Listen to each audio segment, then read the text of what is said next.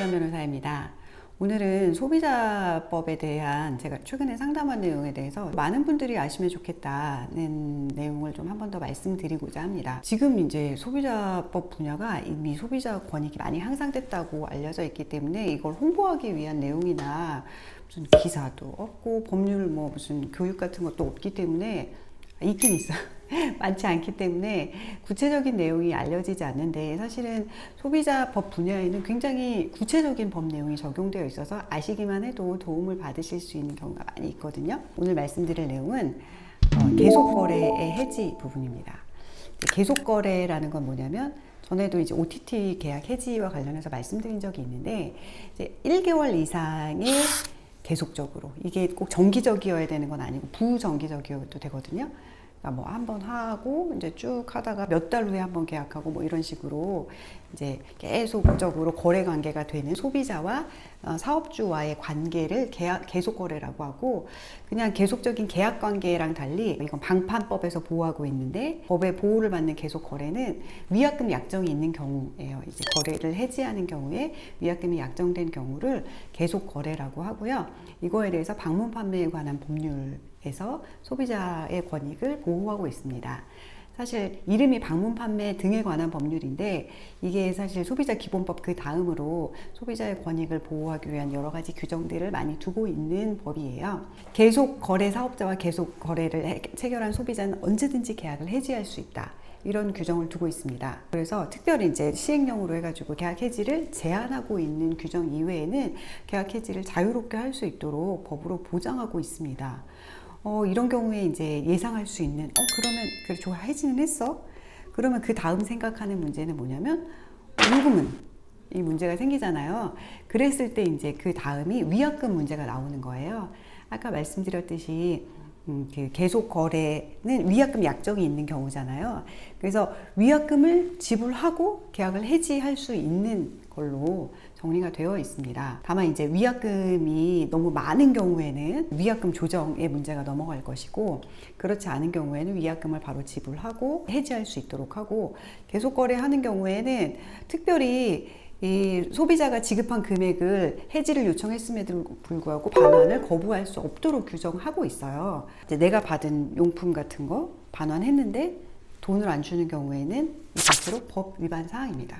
또 위약금의 경우에는 민법상으로 위약금은 손해배상액의 예정으로 추정한다 라는 규정이 있기 때문에 일종의 손해배상금으로 보기 때문에, 예전에 TV 보면은 셋탑박스 같은 거 있는 이런 TV 예전에 했었잖아요. 그런 경우에 사실은 기기값 뭐 이런 비용으로 해가지고 위약하게 되면 잔여 기간 동안의 비용을 전부 지급하고 플러스 알파를 지급해야 되는 위약금인 경우도 있어요. 이런 경우에는 과도한 위약금으로 볼 여지가 있거든요.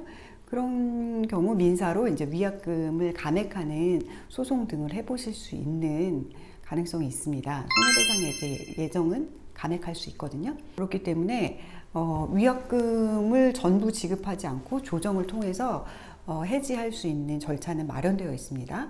근데 이런 절차에 위반하는 경우에는 어떻게 되냐면 과태료 사건입니다. 과태료는 이제 부과하면 이제 고지서에 따라서 바로 나가는 거고, 검찰로 가거나 이런 게 아니고요.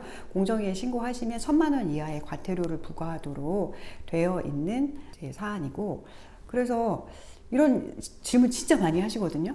제가 무슨 학원 계약을 했어요. 뭐 이제 5개월 동안의 계약을 했는데 그 중에 제가 3번 들었는데 나머지 해지하고 싶은데 나머지 금액을 다 내라고 하세요. 그런 경우에 첫 번째로 찾아보셔야 될 내용은 내 계약에 위약금 약정이 있는가를 보시고요. 위약금 약정이 있다면 위약금을 지불하시고 해지를 바로 하시면 되고요. 위약금이 너무 과다한 경우에는 위약금을 다투는 소송을 하셔야 되는데 이거는 사실 민사소송이시고요. 이제 그 다음 부분을 사실 인터넷에는 법률가들밖에 얘기할 수 없는 부분이라 일반인들은 잘 모르시는데, 민사소송을 직접 하셔야 돼요.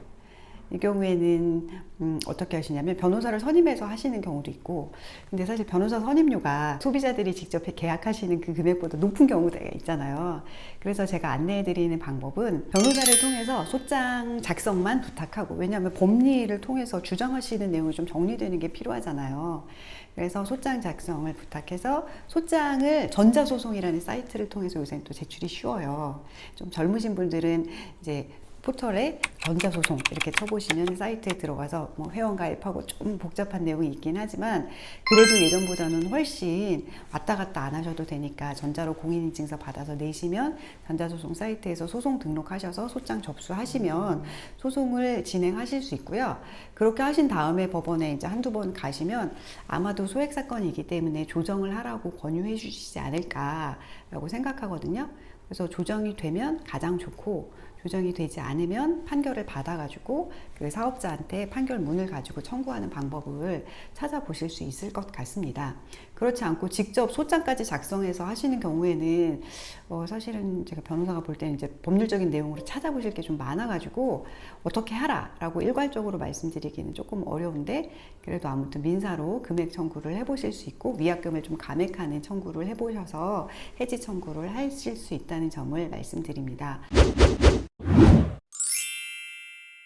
좀 정리해서 말씀드리면 이렇게 장기간 계약을 하셨다가 중도에 마음이 변심하시거나 그래서 계약을 해지하시는 경우에 이제 상대방이 안 주는 경우가 많이 있는데 너무 불편해가지고 참으시는 경우도 있고 저한테도 상담을 하셨다가 변호사를 선임해서 하자니 이 금액이나 그 금액이나 비슷비슷해서 좀 고민하시는 분들이 많이 계시거든요.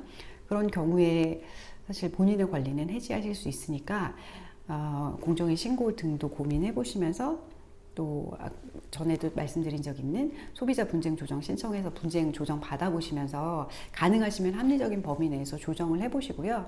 그럼에도 불구하고 상대방이 너무 이제 화나게 하는 경우가 있어요. 내가 권리가 있어서 조정 신청을 하는데 배째라 이렇게 나오시는 경우에는 민사소송으로 다투시는 게 제가 보니까 가장 빠르신 것 같고 그런 경우에는 이제 스스로 민사소송, 전자소송을 통해서 다투시는 방법도 좀 한번 고민해 보시면 어떨까 하는 대안까지 좀 설명해 드렸습니다. 이런 거 관련해서 상담하시는 분들이 종종 계셔서 말씀드렸으니까 또 구체적인 내용 궁금하시면 상담 주시면 또 다른 내용, 필요한 내용 말씀드리도록 하겠습니다. 모든 소비자들께서 알아서 누군가 나의 권리를 챙겨주길 바라시면 소비자의 권익이 증대되기는 어렵다는 생각을 해봅니다. 나의 권리는 내가 알아서 챙겨야 하는 부분이 있다는 거. 왜냐하면 서로 다 이익주체이기 때문에 그런 부분 아신다면 번잡스럽더라도 권리 구제를 위해서 노력하실 부분이 있음을 알려드리면서 오늘 방송 여기서 마치겠습니다. 시청해주신 여러분 감사합니다.